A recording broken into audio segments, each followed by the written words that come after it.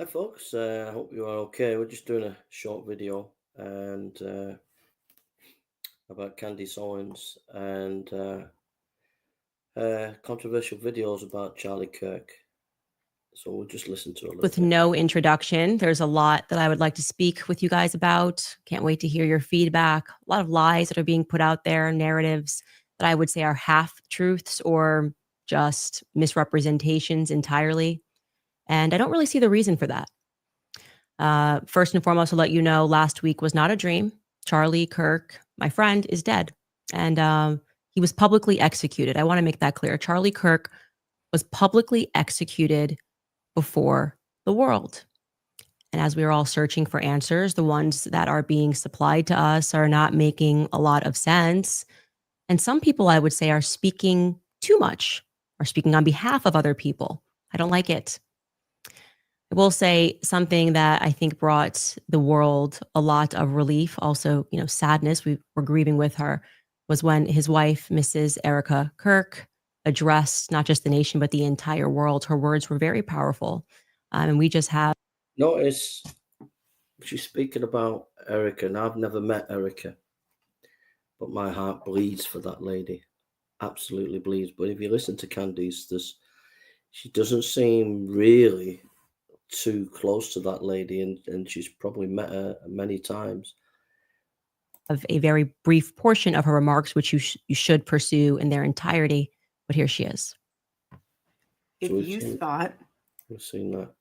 So we got to see across this weekend is that there were so many people around the world, like she said, who were deeply moved by Charlie Kirk throughout their lives, and of course have been deeply moved by this tragedy. And what she is describing there, that fire, a lot of us are feeling it. I am definitely feeling it. I had a very tough weekend, a very tough weekend. I will say this, my entire life, I've not been much of a crier. It is not my choice emotion. I'm not a person who bursts into tears.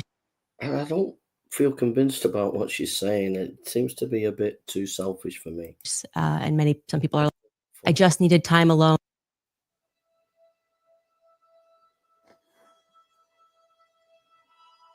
With my own thoughts, got treasures in my mind, but couldn't open up my own vault. My childlike creativity, purity, and honesty is honestly being crowded by these grown thoughts. Reality is catching up with me, taking my inner child. I'm fighting for custody with these responsibilities that they entrusted me. And that's a moment where he is really speaking about how hard it is. Like when you're saying, no, this is what I believe. And they say, you're not allowed to believe that. You feel like you are fighting for custody of yourself. And I want to be very clear that I believe, in fact, I know that towards the end, Charlie was fighting for custody of himself. I want to say that. I want to say that plainly. And there are lies that are being told and they need to be slapped down right now. There's one person who's been out there acting like he is a widow, just saying the absolute most, tweeting first about what happened to Charlie, following it minute to minute, and doing hits in a foreign country, right? Like making time to do hits on Fox News, two of them. Bibi Netanyahu who's fighting, I think, like an 84 front war with everyone, made a lot of time for Charlie Kirk. You would have thought they were the best of friends, as close as him and Trump were. But I will say I don't recall Erica mentioning Bibi Netanyahu in her speech. The way he's presenting it is like he was this is just the worst loss for him, but I don't think that is the truth. In fact, I know for a fact that he is misrepresenting some things that happened there towards the end. So let's at first listen to what Bibi Netanyahu just one day, less than 24 hours after Charlie died, what Bibi Netanyahu had to say on Fox News. Take a listen. We're just heartbroken. Myself, my wife, my family, my son, actually, on his 2019 visit to Israel, had lunch with him and his wife, Erica. We're shattered first as human beings because a great human being has been taken from us. Was an extraordinary friend. He said, he wrote me a letter on May 2nd this year. He said, one of my greatest joys as a Christian is advocating for Israel and forming alliances to defend Judeo-Christian civilization. A few weeks before the tragedy yesterday, I called him and I spoke to him and I said, please come to Israel. I invited him to Israel. And sadly, that visit will not take place. But he was a defender of our common Judeo-Christian civilization. He was unbelievably excited to walk in the footsteps of Jesus here. He valued our bond, the bond between America and Israel. He did so many things to defend free speech. He had his truth. He stood up for it. But he said, you can come and debate me. He invited that debate. He certainly didn't invite the violence, the horrible violence that tried to silence him. And, this is a worldwide problem. The people on the extremes, the Islamists, the radical Islamists, and their union with the ultra progressives, they often speak about human rights. They speak about free speech, but they use violence to try to take down their enemies, whether it's President Trump, who's been almost assassinated twice, or, they try to kill me here too. But they got Charlie Kirk, and it's just heartbreaking. Who is they, BB? Who is they who got Charlie Kirk? We don't have to actually speak conspiracies. I'm just wondering, because you said a lot there, but it really sounded like it was about BB trying to establish a narrative that we saw reinforced by a lot of people, that, Charlie kind of made it almost sound like he died for Israel. I mean, Trump's account even tweeted out a photo of Charlie and an American flag and also an Israeli flag, a bit of AI used, like this is just who Charlie was. He says Judeo-Christian values. He spoke to him 2 weeks ago. Again, you would think he was busy fighting this 97,000 front war. I can't listen to it anymore. I can't listen to it. I gasp. I can't listen to it. Absolutely. What sickens me there is a couple of things that sicken me there is that Charlie's just been killed and she's going off on one, trying to interpret Charlie's final days. If she had any integrity at all, she would have kept her mouth shut, and maybe in about a couple of months' time, maybe after the funeral, to speak out and say whatever she wants to say. But to be saying it in the midst of Charlie Kirk's death is absolute disgusting. Well,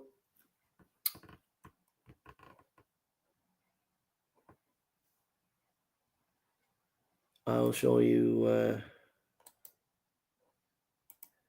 the grifting bros in a second. Just give me a minute.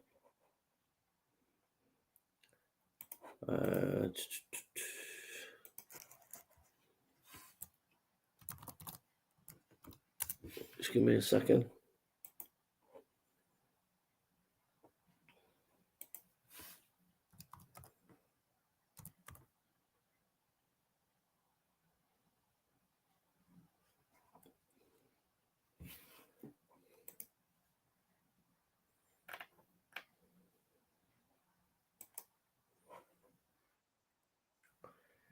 So we'll see what I mean by grifting here.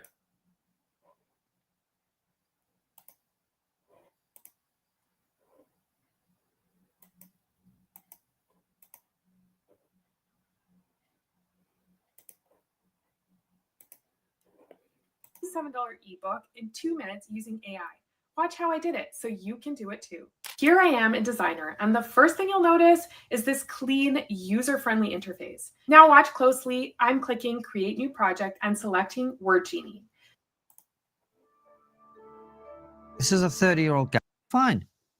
No, this is what I said at the time. You don't understand. 10, 15, 20 years from now, these very same people who are now these stupid students who are celebrating someone being murdered, they're going to be in charge of the country. They're going to be making decisions. They're going to be running things. They're going to be running banks. They're going to be running companies. They're going to be running political organizations. They're going to be running the country. And they have been indoctrinated with this horrific ideology And they think it's fine to kill people now, some of them. It's gross. Look, of course it's disgusting, but I think also we have to accept as well that social media has played its part. In that when these people go online, they see these people not as real people, but as avatars. These are avatars. They're not real people. They don't interact with them every day. They don't see them. They're not their friends. And well, you know, and so they don't. So if somebody is an avatar, they're not human. If they're not human, it's very easy to dehumanize them. Call them Nazi, call them whatever you want. Because what is the impact? It's not like I'm walking up to you at a bar and going, I think you're X, Y, and Z. You'd turn around to me and go, and then a very real encounter happens because it's real life. So if somebody dies and they're not human, then it's like a computer game. I mean, social media in many ways is a glorified computer game. So Charlie is assassinated. Your enemy in the computer game is killed. You celebrate. And I think, as terrible as as I've just explained, I think that's a large part of it. And I think we, as a culture, as a society, as a generation, and the younger generations, we're in real danger of losing our souls and our humanity. I don't think you're wrong about that, but I also have to push back on this as well, because I think you're right that the effect is there. But I don't, if somebody on the left, or somebody that I personally, someone who's, let's say, uber woke, Yeah. right? I don't want to name names because, you know, for obvious reasons. Yeah. That people would assume that I hate because they're my political opponent. If they were shot, in front of an audience of people they came to debate, and killed in that way, I have social media, I wouldn't be celebrating. Yeah. Right? I would be horrified. Yeah. You pick out a person that you think I hate the most in the world, whoever that is, in your head, right? And imagine that happening to them, and all I can think of, this is horrific. Yeah. Whoever did this obviously has to be punished to the worst extent, but we've got to stop this. This is completely unacceptable. And I have social media. I'm on Twitter all the time, but I don't want to see my political opponents killed.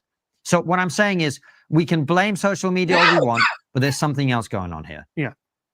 I also think it's a generational thing as well. I think if you've been raised on this stuff, I think, not that you're going to, but I think you're more likely to believe and think in that way.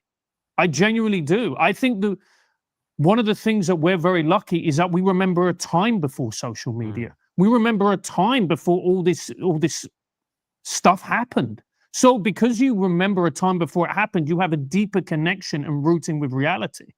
And I sometimes think that, look, I think it's the ideology. Of course, the ideology plays a part. I'm not saying it doesn't. I'm also saying that the way that we're interacting and staring at our screens, I think it's destroying a generation mentally. I think it's unhelpful, but I'm sorry, Francis. I'm not down with this. People need to take some accountability here. The teachers, the college professors, yep, the influencers, the people who go on social media, the podcasters, all the people that have created an environment where young people now think violence is acceptable. I don't give a shit about their use of social media. This is not the right way to be thinking about this. And I'm not going to let anyone off the hook with this. It's not acceptable. I agree with you. I just think that is a fundamental part of the puzzle as well. I agree. No, that part I agree with. But I don't think that should be remotely an excuse for this way of thinking. The reason that they think this way is first and foremost what they've been taught. What they've been taught ideologically to think about their political opponents. And this decade we've had now of constant demonization of your political opponents as Nazis and fascists, all of this. That's where this is coming from.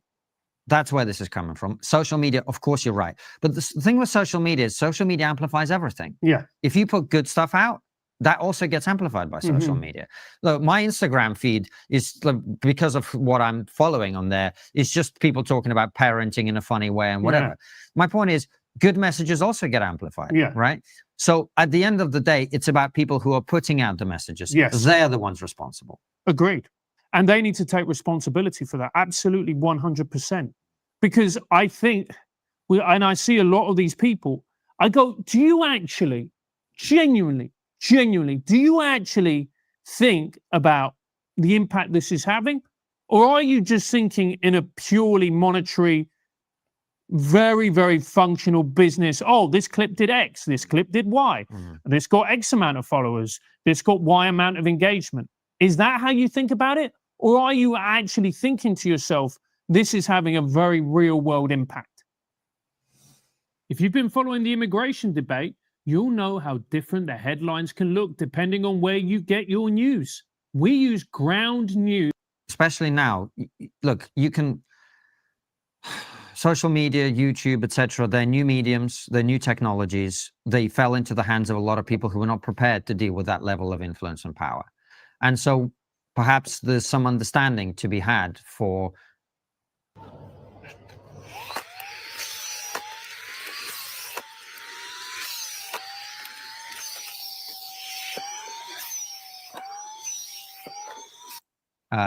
you know, maybe people, like you say, genuinely didn't realize that what they say and hear has an impact out there. Well, we know that now. We know that now. And those people need to really have a wake-up moment right here, right now.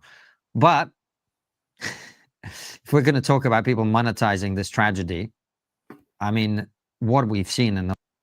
So this is where, because the brother is asking here, I wanted to get it in context. The brother, spiritual Eurasiast, is asking what makes a grifter. That's the question. So now we're going to get to the answer.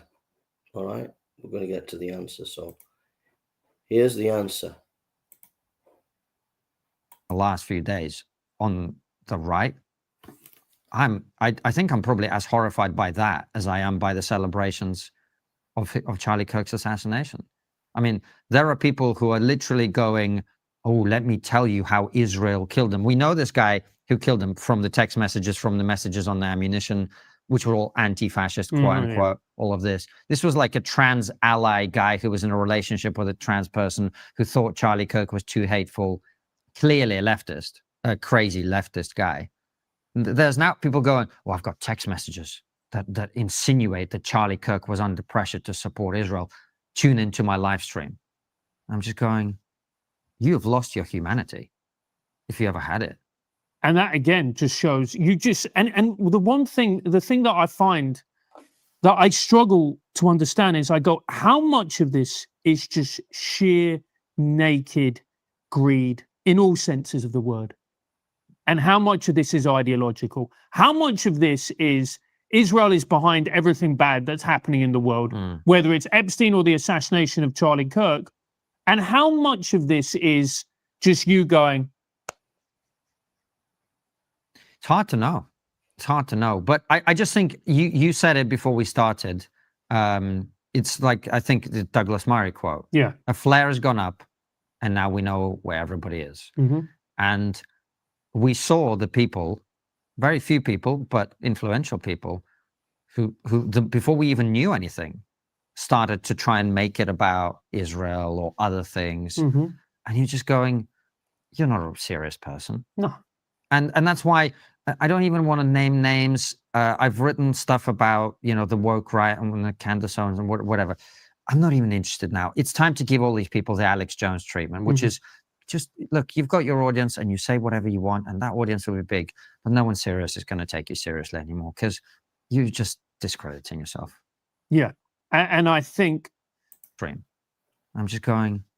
So, as the trigonometry guys, I agree with them. She's disgraced herself because she's supposed to be a friend of Charlie and she was just bothered about some conspiracy about Israel to get clicks and views and to make extra money.